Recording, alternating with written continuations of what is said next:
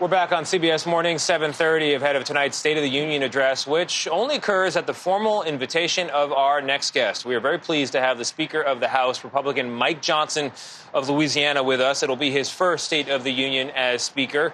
Mr. Speaker, good morning. Thank you very much for being here. So are you ready for tens of millions of Americans to be staring at your face over Joe Biden's shoulder tonight? I don't know, Tony. You do it every morning. How's it work out? We're ready for it. You're going to keep your face on straight. Okay. Yes. I want to talk about something in the news right now, things that will probably come up in the speech as well. Abortion IVF. Alabama just passed some legislation to protect IVF. I know you said you support IVF.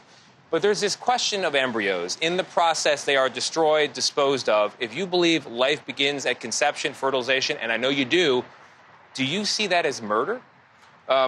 It's something that we've got to grapple with. You know, it's a brave new world. IVF's only been invented, I think, in the early 70s. But there's an estimated 8 million Americans who have been born because of that great technology. So we support the sanctity of life, of course, and we support IVF and the full access to it. We know lots of families, friends of ours, who have beautiful families because of that. Alabama, I think, has a good example of that because they've gone to legislate now to try to protect that and to make sure that there's ethical handling of those things. In some states, like in Louisiana, there's a limit on the number of embryos that can be created because they're sensitive to that issue. But it's something that every state has to wrestle with, and I think Alabama's done a good job of hitting it head on early on. But they haven't resolved this key question, though. I mean, if life begins at fertilization, an embryo is fertilization, people, practitioners, hospitals, until you clear them from the disposal process, if you are saying that's a child, and in fact, if you dispose of that child, it's a death, they're uncomfortable with that. Can you clarify that point directly? I think policymakers have to determine how to handle that. We need to look at the ethics surrounding that issue, but it's an important one, and it's some of these issues and some of these questions are unprecedented, and so it takes a lot of thoughtful debate and careful consideration. But we do believe in the sanctity of life, and if you do believe that life begins at conception, it's a really important question to wrestle with. It's not one Congress has dealt with, and it won't be. I think it's a state's issue, and states will have to be handling that. You don't want to say where you are on it personally? I think I have said. I mean, I believe in the sanctity of life, every life, and I think it's something we have to very carefully consider. All right, let's talk about immigration. It's a big issue. Republicans have done a really amazing political job of putting it at the center of the conversation. But we're at a moment right now where it would appear that just nothing is going to get done until a new administration comes in, and they look to you and wonder, where's the leadership? What do you say to that? Well, the House has been leading, and it's not House Republicans that have put that to the forefront. It's the American people. It's the number one issue in the country because every state is a border state now. It is a catastrophe, a humanitarian catastrophe, a national security catastrophe, and it was done by design. President Biden and his administration took at least 64 specific executive and agency actions to open the border wide. They put the welcome mat out. He said it in his campaign before he was elected president, and they've done it. He and Secretary Mayorkas. We passed legislation 10 months ago, H.R. 2, which is now famous, that the House sent over.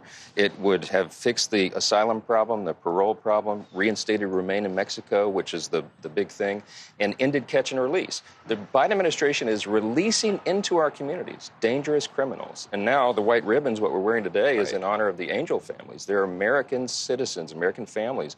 We're losing family members to brutal murders and violence because illegal aliens are being allowed out into the streets.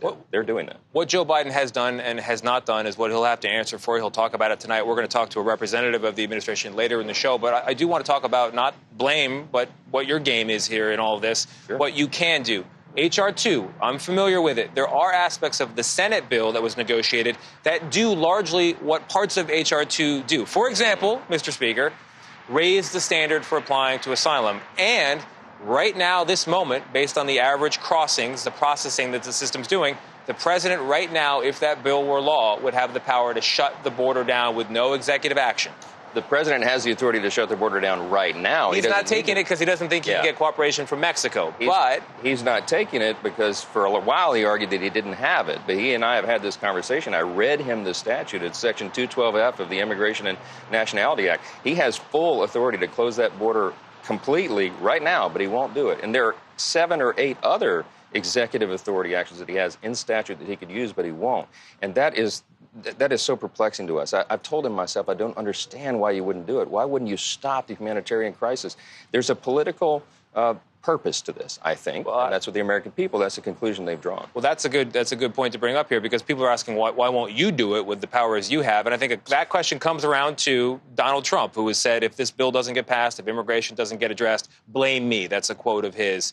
How often do you when's the last time you talked to Donald Trump about this issue? I talk to the former president frequently. I believe he'll be the next president. I'm delighted that we have now completed that process, and you're going to have a rematch of Trump versus Biden. And I think when you look at the two men and their policies and what they were able to achieve, I think it's night and day. I mean, the State of the Union right now, sadly, is in decline because of the Biden administration, the decline of our national sovereignty with that open border, our safety on the streets of every community in America, the decline of our economy. You know, the average American household is having to spend $11,400 more annually just to cover their basic needs. And we have a 17.9% inflation rate overall.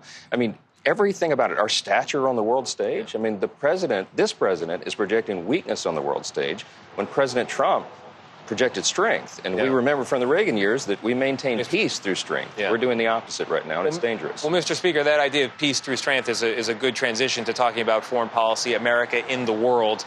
Ukraine is losing ground to Russia right now, according to the CIA director, and aid for Ukraine is on hold because you don't want to put a deal on the floor until there's border security. And you've got Evan Gershkovich's parents. He's an imprisoned Wall Street Journal reporter in the gallery tonight, a guest of yours.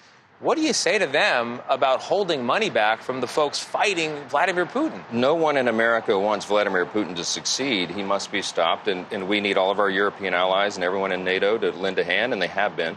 But what I've told the president is what the American people demand and deserve. That we have to take care of our priorities first, and we have to take care of securing our own border. If you don't have a border, you don't have sovereignty, you don't have security. So we're actively looking at the options on all of that, on the supplemental that you hear so much about, the supplemental funding. But it's the president who linked the issues. The president sent over months ago his national security supplemental package. It had Ukraine, Israel, the Indo-Pacific, and it had border attached to it. So that's how this conversation began. The president himself started it.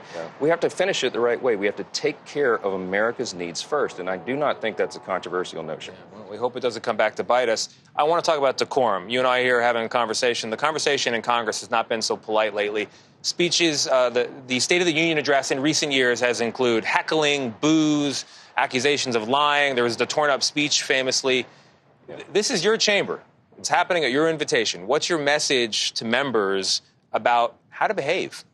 I've been very clear about this. We've been trying to turn the temperature down here. I do think we need to get back to decorum and respect the institution, and I've been trying to model that myself. When Pelosi ripped the speech, it was actually a felony. It's a violation of statute, and I wrote a long legal memo about that nobody wanted to see. So I won't be tearing the speech up today. Okay. But I've talked to our team, the Republicans, and I think Hakeem Jeffries is talking to the Democrats as well, that we want to maintain decorum. There's going to be a lot that we disagree with. I'll probably disagree with almost everything President Biden says tonight. But we have to respect this institution and respect the people and have an honest dialogue about how to move forward. And I think we can in the days ahead. All right. Mike Johnson of Shreveport, Louisiana. You wanted to be the chief of your local fire department? Did. Following your dad's footsteps. Instead, you're Speaker of the House. We wish you luck tonight. Thank you very much. Thanks, Tom.